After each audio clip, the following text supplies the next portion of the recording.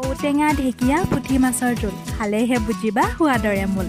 নমস্কাৰ, স্বাগতম জনাইছোঁ মোৰ চেনেলৰ অন্য এটি নতুন ৰেচিপি ভিডিঅ'লৈ। আজি বনাবলৈ লৈছোঁ ঢেকীয়া ঔটেঙা আৰু পুঠি মাছৰ জোল। এইফালে প্ৰথমতে মাছখিনিৰ পৰা পুঠি মাছ বাছি ল'লোঁ। পিছে পুঠি মাছৰ জোল বুলি ক'লোহে হয়, মাছখিনিত পুঠি মাছ তেনেই কম ওলালে, সেইবাবে আৰু কেইজনীমান এই যে দীঘলীয়া মাছ তাৰো দুজনীমান দি সৰহ কৰি ল'লোঁ। ইফালে এতিয়া মাছখিনিত নিমখ হালধি সানি লৈ ভালদৰে ভাজি ল'লোঁ আৰু থাকি যোৱা তেলতে দুফুটা ৰচুন সৰু সৰুকৈ কাটি দিছোঁ, পাঁচফোৰণ দিছোঁ আৰু দুটা কেঁচা জলকীয়া ফালি দিছোঁ। এইখিনি ৰঙচুৱাকৈ ভাজি লৈ তাতে এতিয়া আলু দিছোঁ আৰু তাৰপিছতে ঔটেঙা দিছোঁ। পৰিমাণ অনুসাৰে নিমখ হালধি দি লৈ এতিয়া এইখিনিত পানী দি দিছোঁ আৰু যেতিয়া এইখিনিতে উতল আহিব তেতিয়া ইয়াতে কাটি ৰখা ঢেকীয়াখিনি দি দিম আৰু অলপ সময় পাছতে যে ভাজি ৰাখিছিলোঁ মাছখিনি সেইখিনিও দি দিম। আকৌ পিছে দুফুটামান ৰচুন থেতেলিয়াই দিবলৈ নাপাহৰিব।